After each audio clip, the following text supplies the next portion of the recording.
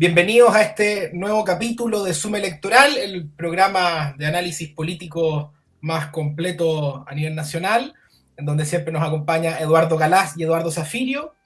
En el capítulo de hoy nos vamos a concentrar ya específicamente en el anuncio que hizo Apruebo Dignidad junto al gobierno sobre algunas materias en donde habrían llegado a acuerdo para modificar la constitución en caso de ganar el apruebo. Así que vamos a ir directo a eso. Estamos ya a 3 semanas de la elección. Así que quería partir preguntándole a don Eduardo Zafirio si los cambios que propone Apruebo Dignidad para la nueva constitución, desde tu mirada, también como abogado, ¿son suficientes? ¿La convierten en una buena constitución? Y además, ¿son creíbles? Creo que lo que se anunció es demasiado poco y demasiado tarde. Y eso, junto a otros hechos que mencionaré al final, la convierten en no creíble. Y por lo tanto pienso que de impacto muy marginal desde el punto de vista electoral, que es el objetivo principal por lo cual esto se realiza. Esta es una maniobra electoral bastante obvia y de última hora. ¿Por qué digo que es demasiado poco? Porque los cambios constitucionales propiamente tal son en torno a 5, ¿eh? Y las otras cuestiones son más bien precisiones, compromisos políticos, incluso de políticas públicas algunos, más que de reformas de este mal texto. ¿Cuáles son los cambios constitucionales? En primer lugar, se repone el estado de emergencia. Esto que había sido denunciado como una mentira, desinformación, digamos, cuando se había señalado, ustedes deben recordar a la Besi chispeándonos los dedos diciendo que esto seguía presente por la vía de otro estado de excepción constitucional. Bueno, se cae entera toda esa denuncia de que esto era falso porque se dice expresamente que van a reformar la Constitución en caso de que gane, estableciendo este cuarto estado de excepción constitucional que hoy día está suprimido, y que eso va a generar un efecto brutal mientras no se cambie, porque no se podrían seguir dictando estados de emergencia en el sur ni en el norte, donde se han aplicado a raíz de los hechos de violencia o de la situación de la inmigración ilegal. En segundo lugar, hay una eliminación en las leyes de concurrencia presidencial expresa de la letra A. En el borrador que tengo yo, esto es el artículo 26. Las que irroguen directamente gasto al Estado, ¿no? Y esta es una buena noticia, pero muy parcial, porque subsisten como leyes de concurrencia presidencial, por ejemplo, las que alteran la división política o administrativa del país, las que impongan, supriman o reduzcan o condonen tributos, otras vinculadas a materias salariales y de seguridad social. Entonces, es un cambio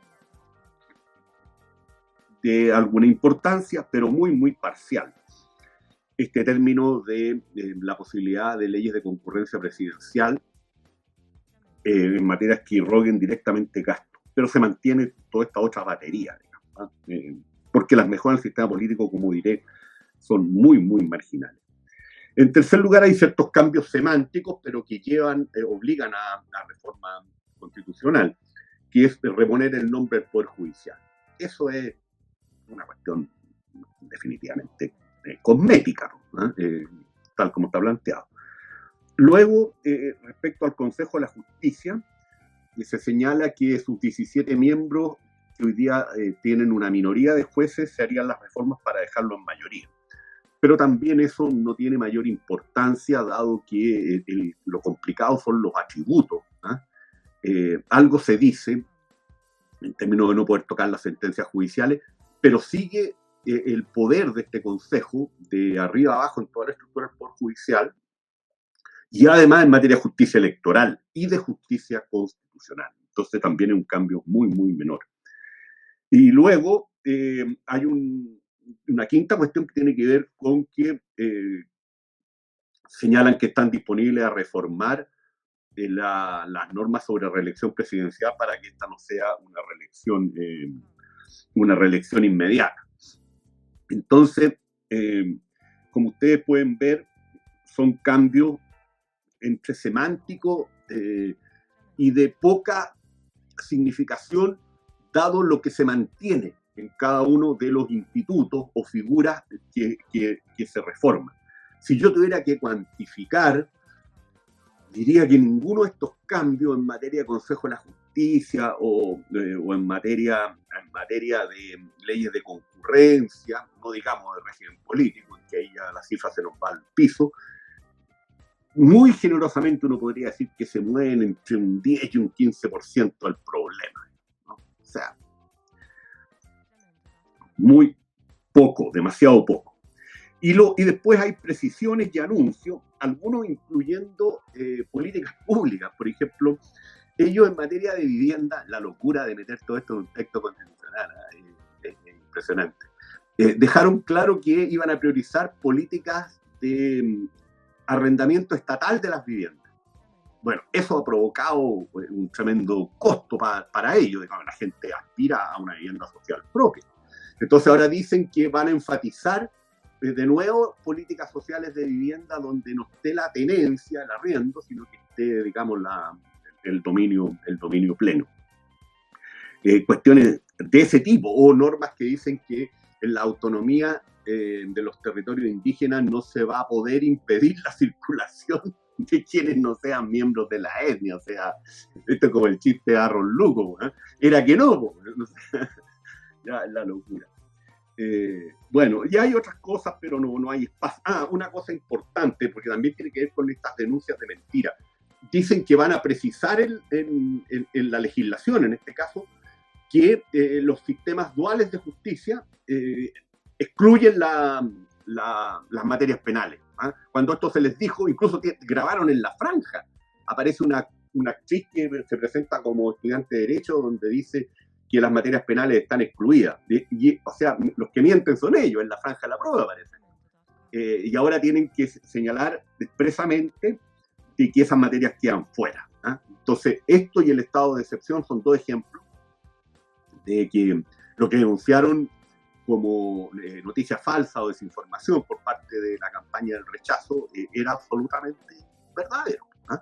Para no hablar de todas las distintas interpretaciones que existen, por ejemplo, sobre el tema del cerrojo indígena, que va a seguir en discusión. Otra cuestión que quiero señalar en este punto, porque es demasiado poco, es porque a lo menos 4 cuestiones que tienen que ver con la inversión y el crecimiento económico y el empleo no las tocaron, lo cual muestra el poder de veto del Partido Comunista. Entre otras cosas, el ejemplo más claro es que ni siquiera le acordaron cambiarle el nombre al Senado, que era ya el mínimo minimorum que pedían los senadores socialistas. No, eso falló. Pero además, en materia de derechos de agua y su precarización, concesiones mineras que pierden el carácter de protección que tienen hoy día en la Constitución, y el tema del precio justo, que ya sabemos que no es el precio del daño patrimonial efectivamente causado, precio de mercado, como lo dijo el propio Jackson, ahí no hay cambio ninguno. Y en materia de consentimiento indígena, de lo que se preocupan es de tratar de despejar la duda si eso significa un cerrojo adicional a la reforma constitucional. Pero queda claro que en materia de autonomías regionales y de autonomías municipales, el veto indígena va a operar con todo en muchas materias vinculadas a proyectos de inversión. Entonces, aquí no se dijo nada y son problemas mayores. Me voy a tomar algunos minutos. Oye, Eduardo, te quería hacer una pregunta también con eso mismo. Si se aprueba la nueva Constitución, para hacer todas las modificaciones relativas a los temas indígenas, ¿habría que hacer una consulta indígena para que esta se aprobara, estos cambios? Bueno, es que ahí está todo el debate. ¿Qué pasa con la consulta y sobre todo con el consentimiento, que es mucho más fuerte? De partida no hay tribunal que resuelva esto. O sea, nos vamos a ir a un problema político al interior del Congreso, nos iríamos, y con toda la presión fáctica por el lado. Bueno, si estamos metidos en un problema, si la verdad es que lo único razonable es rechazar esto, y lo voy a decir al final, digamos, y partir, digamos, con los 4/7 ya aprobados para una buena y nueva Constitución. Pero yo quiero tomarme un minuto abusando quizás de las cuestiones que quedan intocadas y de su gravedad. Y yo ya lo dije, para mí desde el punto de vista metaconstitucional o de principio hay un tema inaceptable, que ya me llevaría a no aprobar esta constitución, que es el tema del aborto, comillas, como derecho. Pero fuera de ese tema, la mayor gravedad para mí es el tema de la plurinacionalidad. Y aquí me quiero tomar un minuto, y tengo los libros, digamos, busqué un par de textos que me permitan ayudar a que se reflexione sobre esto, sobre todo de gente adulta que pueda ver este video y que ha tenido cargos de responsabilidad en la República.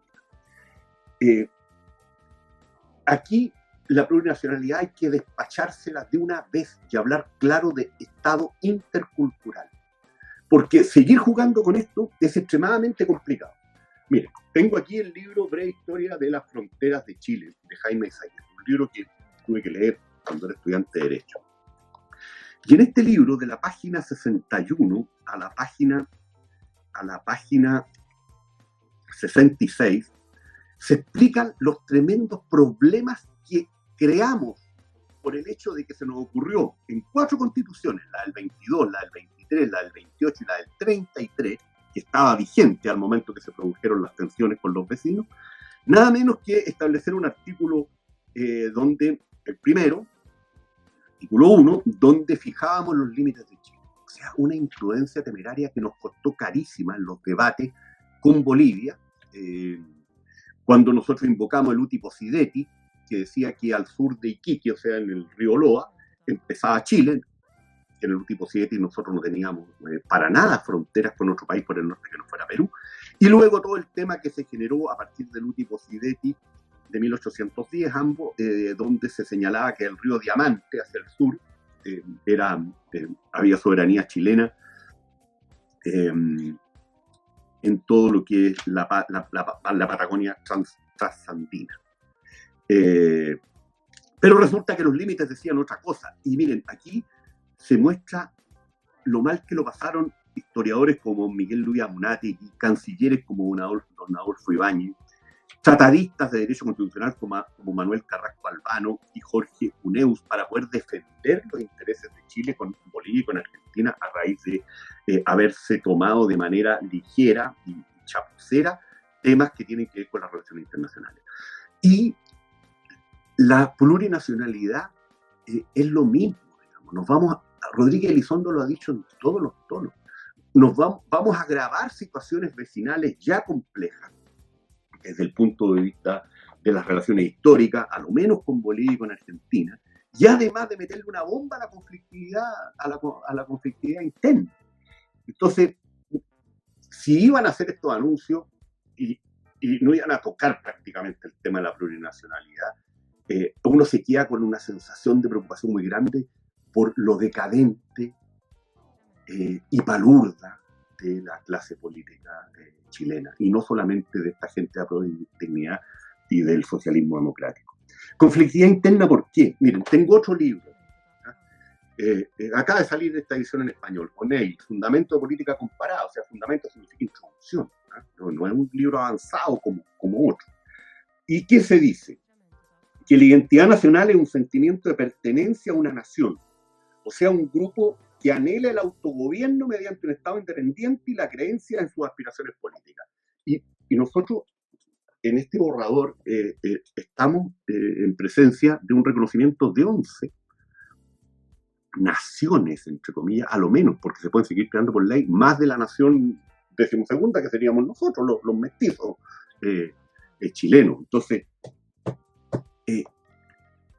las identidades nacionales siempre aspiran, digamos, por lo menos a grupos significativos de ellos, a estructurarse como Estado. Esto son cosas básicas de ciencia política. Entonces, esto está ahí, no se toca, a pesar de que es uno de los puntos que más rechazo tiene en las encuestas.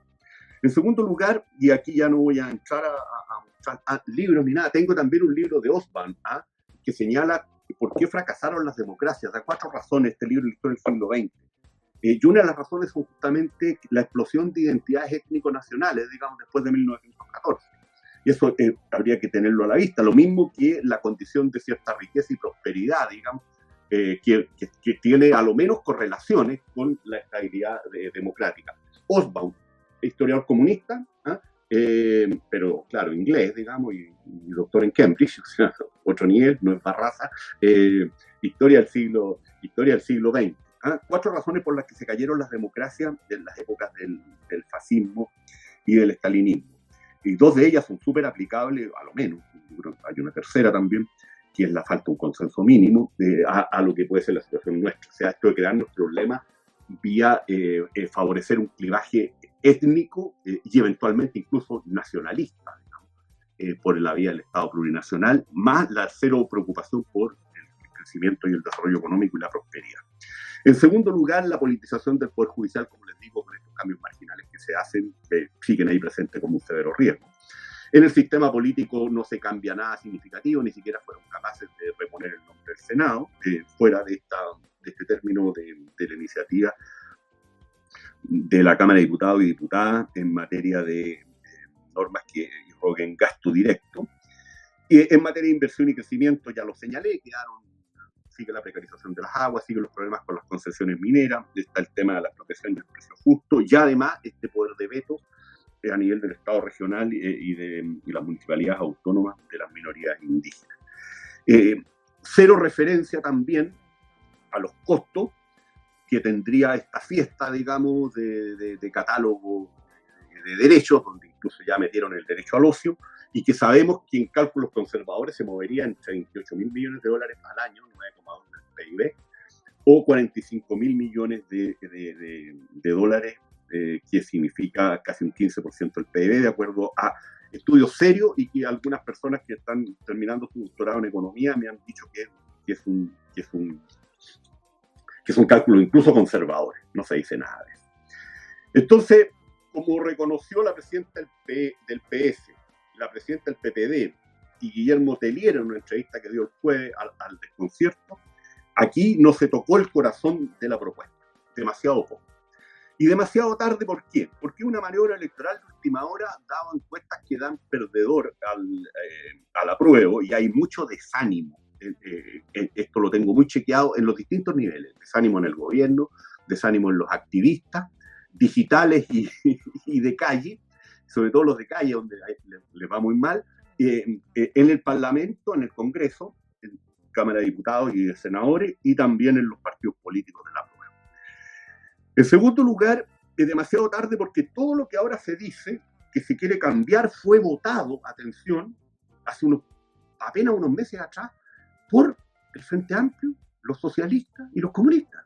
Todos sus convencionales votaron esto que ahora quieren cambiar, para no hablar de lo que quieren precisar. Simplemente me quedo con esos 5 cambios. No creíble. Porque, bueno, el propio Tellier dijo que no estaban en condiciones de garantizar el cambio, y porque estamos en presencia de un gobierno cuya mitomanía es brutal. O sea, voy a poner simplemente 2 ejemplos de estos días. Uno es obvio: Durresti viene hoy día acusando al gobierno de haberle mentido con el estado de excepción constitucional de emergencia en Los Ríos. Lo hizo Durresti, senador socialista, y lo hizo Ilavaca, jefe de la bancada del Partido Socialista, diputado por allá. Y bueno, ustedes vieron el numerito de nuevo de varios subsecretarios, entre los cuales solamente destaco uno, la subsecretaria de Hacienda. A las 12 del día dice que estamos en esta inflación, que es así, digamos, y a las 3 de la tarde se autodesmiente. Entonces, la credibilidad está en el suelo para hablar del ofertón que hicieron en campaña, y que hoy día la gente, sobre todo el mundo popular, ve que no se va a cumplir. Lo del CAE es un chiste, el salario 500.000 pesos no van a ser 500.000 pesos en igual poder adquisitivo. La cosa de FONASA no eran 6 millones, eran 285.000 personas, etcétera, etcétera, etcétera, etcétera. Para hablar de la puerta de Carnero en materia de carabineros, en materia de estado de excepción, etcétera. Además, y este es un punto central, hoy día es mucho más fácil hacer la reforma con los 4 séptimos que se aprobaron y que están pronto a promulgarse, que meterse en el borrador que plantea 2 tercios o 4 séptimos más plebiscito. Nadie ha pensado lo que significa ese requisito del plebiscito, digamos, como impedimento al cambio, pero enorme. ya hacer un plebiscito con numerosos cambios es una cosa muy complicada. Imagínense tener que ir haciendo plebiscitos cada vez que no tengan los 2/3 en una sociedad además ya cansada, digamos, de la discusión constitucional, y esto es prolongarlo ad eternum. Y además está el tema de si vamos a interpretar de manera restrictiva o amplia el problema del consentimiento indígena. Y eso está en el aire, digamos, con una tremenda señal de incertidumbre. Y por último, un tema ya que es politológico, digamos, no es jurídico. ¿Ustedes se imaginan la infatuación política de la ultra, digamos, si es que gana el apruebo? O sea, ¿ustedes se imaginan a estas caricaturas de Robespierre o de Savonarola, digamos, esta especie de monos animados que son Giorgio Jackson y Winter, que nos quieren reeducar a nosotros tres, porque tienen una supremacía moral que facilita que nos puedan deconstruir a esta altura, digamos, y reeducarnos si gana el apruebo? O sea, la vieja correlación de fuerzas leninista y que Tellier maneja, digamos, con todos estos convencionales ultras que además ya están gritando por la cocina y por el acuerdo. ¿Ustedes creen que eso le da credibilidad política? O sea, hay que ser muy bobo, muy candoroso para pensar que es más fácil reformar esta Constitución con todo esto que acabo de señalar, que hacer la cosa corta, ¿no? Votar rechazo el 4 de septiembre y luego buscar los acuerdos políticos para que la ciudadanía se pronuncie sobre el camino a seguir, facilitado ahora por los 4/7 limpios. No hay nada más. Ya no hay 2/3, no hay plebiscito, 4/7. Entonces, demasiado poco, demasiado tarde y no creíble. Muchas gracias, Eduardo Zafirio. Así es, pues, y efectivamente nos atacó el corazón. El mismo Tellier dijo que hayan cambiado un punto de aquí para allá, para que se entendiera mejor, un tema de redacción, para que la gente no estuviese nerviosa. Expresamente, lo dijo la Paulina Bodanovich, lo dijo la señora del PPD, y Tellier lo reafirma, está en una entrevista que dio el jueves, el 11 de agosto, en El Desconcierto, por si alguien cree que estamos, como le decía Boris al periodista, digamos, en la entrevista, una vez más matoneando, interrumpiéndolo. No es eso lo que dijo Tellier. Bueno, lean El Desconcierto. Oye, Eduardo Galás, yo te quería llevar ahora a otro tema a ti, y te quiero leer un tuit primero, que escribió Rafael Gumucio ayer, justo después del acuerdo. Dice, el escritor Rafael Gumucio, el acuerdo es insuficiente, pero es un gran paso. Queda claro que es solo el comienzo. Me parece que estamos volviendo a la realidad. En consecuencia, votaré apruebo. Sin esperanza, sin alegría, pero sigue siendo el proyecto muy malo, pero con los cambios es mejor que lo que hay. Te pongo este tweet para que tú nos comentes si crees que esto mueve la aguja en algún electorado y en qué medida. Es divertido que vi también una respuesta de alguien que dijo como que el acuerdo destinado a convencer a Rafael Gumucio había sido plenamente exitoso, ya que había convencido a Rafael Gumucio. Y más allá de la broma, así que en el fondo es como a ver, Gumucio la persona a la que iba dirigido el acuerdo, creo que lo que es verdad es que es un acuerdo que es muy de nicho en el efecto que puede tener y que intenta interpelar, a mi entender, a un grupo como de lo que uno podría llamar así como de apruebistas blandos indecisos, ¿no? Gente que por motivos, yo diría, entre biográficos y psicológicos, no puede votar rechazo o sienten que no pueden votar rechazo, que anhelan con todo su corazón votar apruebo porque, entre otras cosas, llevaban muchos años de su vida deseando tener una nueva constitución y con todo el mito, digamos, de la construcción democrática, en fin, y cuánta cosa, y que no obstante no pueden evitar estar indecisos porque se dan cuenta de que el documento es potencialmente una bomba atómica sobre la democracia chilena. Ahora, son personas que están buscando no buenas razones para aprobar el texto, sino que están buscando, a mi entender, una especie de sedante para sus conciencias. O sea, están buscando algún modo de tranquilizarse a sí mismas con respecto a que aquello que añoran, que es votar apruebo, no es un acto de complicidad con el autoritarismo que se nos viene, ¿no?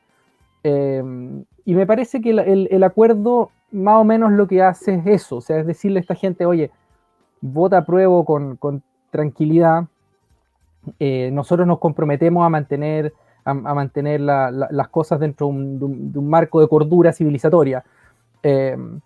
Ahora, por muchas razones, creo que este grupo es muy pequeño. O sea, creo que la gente como Gumucio que está en esa situación es poca.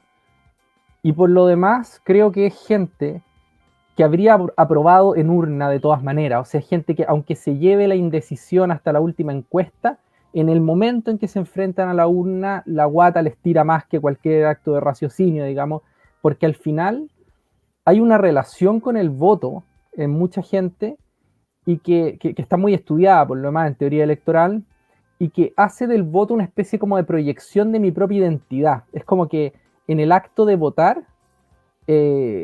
yo me estoy expresando a mí mismo, ¿no? Soy yo, y no es solo una posición o un juicio con respecto a alguna cosa. Hay gente para la cual es muy importante decir y decirse a sí misma, yo nunca he votado con la derecha, por ejemplo, ¿no? Yo confieso, o sea, a mí nunca me ha importado quién vota por lo mismo que yo creo. Yo voto lo que creo y me da lo mismo si es que estoy votando con la ultraizquierda, con la ultraderecha o con quien sea, digamos, realmente no me importa. Pero hay gente para la cual es muy importante eso y que tienen una altísima percepción de que en el voto lo que se juega es su propia identidad. Pero bueno, yo como digo, creo que en términos de los efectos electorales me parece que son muy, muy menores y quisiera ahora sí recapitular algunas cosas para ordenar un poco mi respuesta. Con respecto a por qué creo que los efectos son muy bajos, más allá de este grupo de gumucios, digamos, a los que sí les puede resultar relevante. A ver, lo primero que querría hacer así como contrapunto es que la Constitución vigente, la Constitución redactada en 1980, refirmada en el 2005, ¿no es cierto?, ha recibido más de 1000 modificaciones, más de 1000. Y se sigue hablando, al menos en este grupo, digamos, del apruebo, de que esta es la Constitución de Pinochet y que lo esencial está intacto, después de más de 1000 modificaciones. Creo que son como 1120, una cosa así, 1130, de ese orden. Entonces, si a una Constitución a la que se le ha metido tijera y cuchillo 1000 veces, a alguien le sigue pareciendo que es fundamentalmente lo esencial, ¿qué efecto pueden tener 5 compromisos, ni siquiera cambios, 5 compromisos tímidos, con un nivel además de discrepancia interna en quienes lo suscriben, que es tremendo y es notable? O sea, como, en fin, uno ve las acusaciones cruzadas dentro del gobierno y del oficialismo en general, abiertas y por redes sociales. Bueno, en fin, me parece que es muy obvio que el acuerdo es muy menor en su magnitud con respecto a los problemas que han sido detectados en el texto y que no son ni problemas ni pocos y sobre todo no son superficiales, o sea, son problemas muy de la estructura del texto, de algunos elementos fundamentales y de la, digamos, el texto ya está jugado en su estructura general y hacerle modificaciones pequeñas no es algo que vaya probablemente a modificar la opinión de mucha gente. Tiene además otro problema que es que aquí me voy a poner del lado de Tellier. Es que Tellier tiene razón. Tellier tiene razón cuando sale 10 minutos después del acuerdo diciendo que este acuerdo no se puede garantizar que se vaya a cumplir. Y es verdad, o sea, creo que más allá de que si es que yo estuviera con él, a mí me parecería una deslealtad política espantosa que saliera básicamente a desmentir el acuerdo inmediatamente después suscrito. Pero en lo sustantivo, creo que es verdad, porque ¿de qué manera se pueden garantizar estos partidos políticos que suscriben el acuerdo que los cambios a los que se comprometen vayan a ser respetados por, en un primer lugar, los grupos que se ven fortalecidos si es que llega a aprobarse el texto, que como nos decía Zafiro hace un momento, son los de la ultraizquierda, ¿no es cierto? O sea, si se aprueba el texto, esa gente no va a soltar nada y les va a dar absolutamente lo mismo haber suscrito un acuerdo con ciertos compromisos que el propio Partido Comunista, por ejemplo, ha calificado de meramente cosméticos y aclaratorios en las interpretaciones, pero no en atención al texto mismo, ¿no es cierto? Entonces, en este sentido, el acuerdo a mí me parece que es como esencialmente contradictorio, porque yo me comprometo a algo que no está en mis manos garantizar que vaya a ocurrir. O sea, esto es como un problema ¿Qué significa comprometerse a algo? ¿Y en qué medida yo me puedo comprometer con algo que no está en mis manos? O sea, yo me puedo comprometer a que ya no haya más calor, digamos, este verano, pero no, como es algo que yo no controlo, es un compromiso que no tiene sentido. Y hay un problema, además, me parece muy serio, como de la legitimidad eventual del acuerdo mismo, porque, de nuevo, estas son críticas internas dentro del apruebismo, que dicen, pero ¿en qué momento, quién autorizó a estos señores presidentes de partido a ellos ofrecer modificaciones a un proceso democrático que ha tenido una estructura independiente de los partidos y que en buena medida ha intentado ser independiente de los partidos del Congreso? O sea, es decir, aquí, en caso de que ganara el apruebo nuevamente, se estaría expresando una soberanía popular que excede lo que los partidos del oficialismo pueden asegurar. Aquí Neme se mandó al respecto un tuit que me parece también que es muy agudo. O sea, es decir, si es que llega a aprobarse este texto con la concurrencia, digamos, de una convención constitucional creada para ese propósito e independiente del Congreso, independiente de los partidos políticos, entonces, ¿con qué derecho van a venir los partidos políticos después a decir, oiga, ¿sabe que esta acuerdo en realidad nosotros habíamos dicho que lo íbamos a ajustar? Creo que no hay piso, no va a haber piso para hacer esas modificaciones. Y esto sin entrar en el famoso consentimiento indígena, que de nuevo, de aprobarse el texto, los alcances que tendría siguen siendo muy dudosos, porque de nuevo quedaría aprobado un texto en el que el consentimiento indígena está ahí, sus alcances son motivo de discusión en cada foro, digamos, que se abre sobre el tema, y si eventualmente los representantes indígenas, sean cuales sean, dicen, ¿saben qué? Nosotros no damos el consentimiento para modificar esto, entonces el problema persiste. Creo que estos problemas son muy profundos como para simplemente decir, mira, digamos, como para que personas que están esperando buenas razones para pensar que los problemas del texto se resuelven por este compromiso, creo que no ofrece esas buenas razones el compromiso. Y en ese sentido, me parece que el efecto electoral que probablemente vaya a tener es bajo, es bastante bajo. Y luego está la contrapartida. La contrapartida son los costos, digamos, que tiene el compromiso para las propias filas del apruebo, ¿no? Y del oficialismo, que están íntimamente imbricados.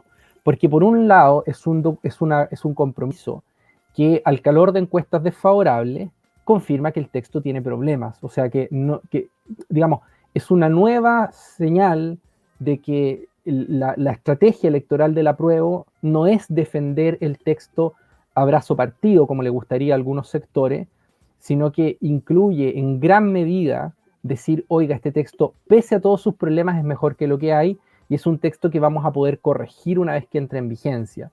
Y eso es una estrategia que es re poco atractiva, sobre todo para la épica que traía todo este proceso electoral, ¿no es cierto?, que aspiraba a encender corazones y hacer que la gente votara con la esperanza de estar construyendo un Chile más justo, más hermoso y más multicolor.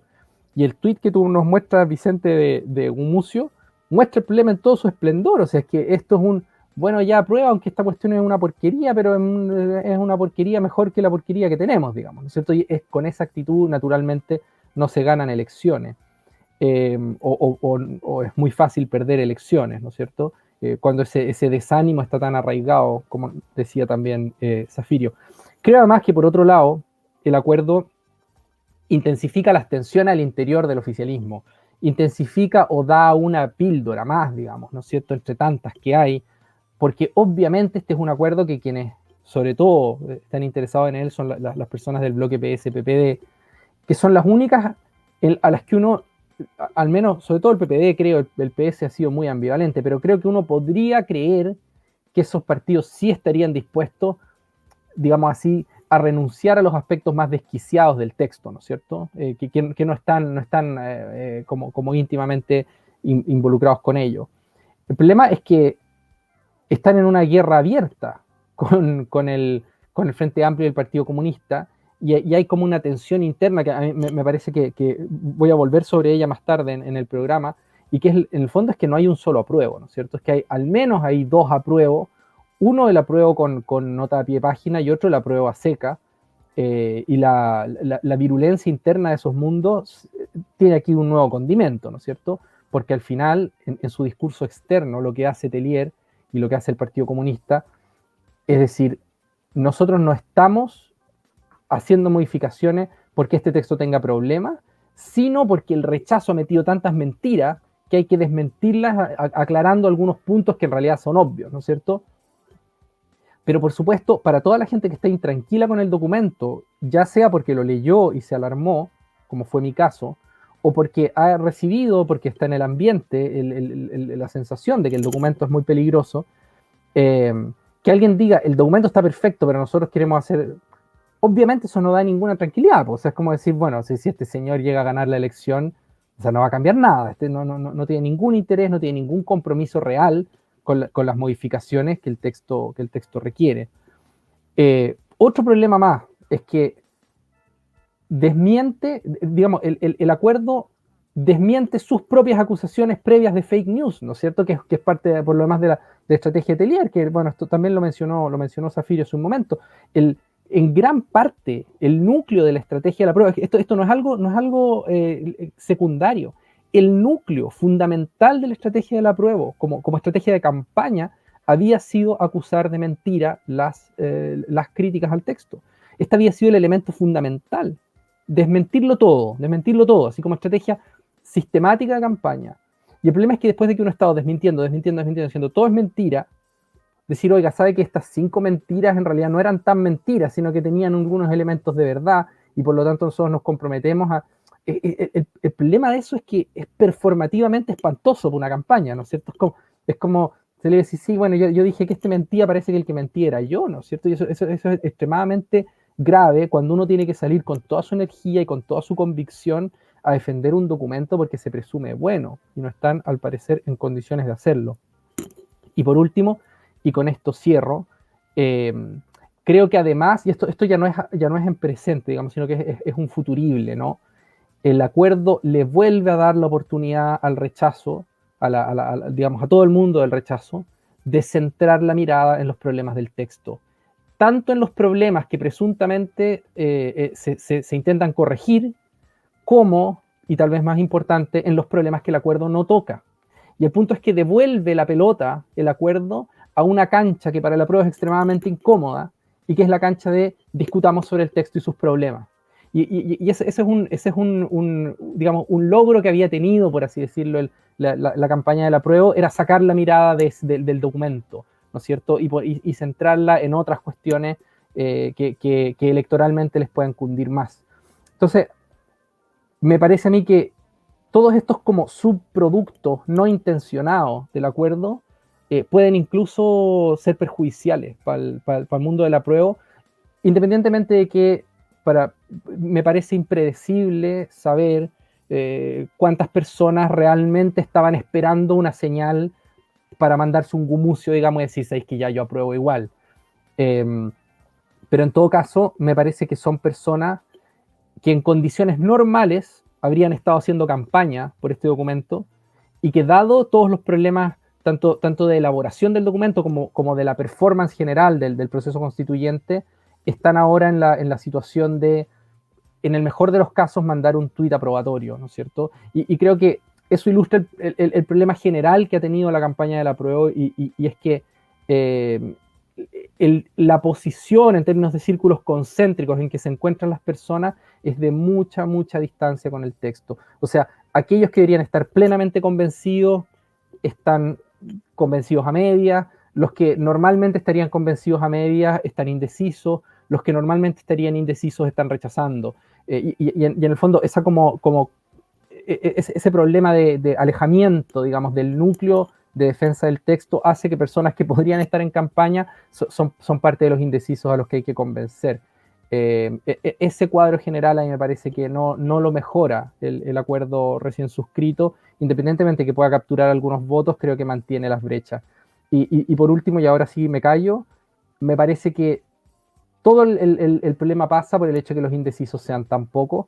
Yo acá hice una pequeña investigación comparativa, pequeña, digamos, nada muy interesante, con respecto a cómo estaban los porcentajes de indeciso a esta distancia de la elección en campañas previas. Y normalmente a 4 meses de las elecciones tú tienes en Chile 25% de personas que se siguen declarando indecisas, 25-30%.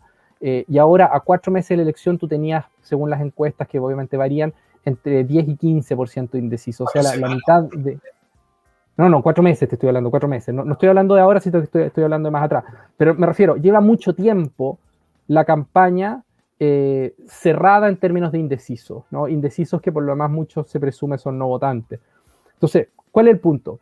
Este no es un acuerdo que vaya para indecisos, es un acuerdo que va para gente que está medianamente decidida ya en el apruebo. Y los indecisos, yo creo que son muy pocos, son intocables, y naturalmente un acuerdo de esta naturaleza no mueve a nadie desde el rechazo hasta el apruebo. Así que yo no le veo mucho tiraje, la verdad, y casi creo que no va a ser tema.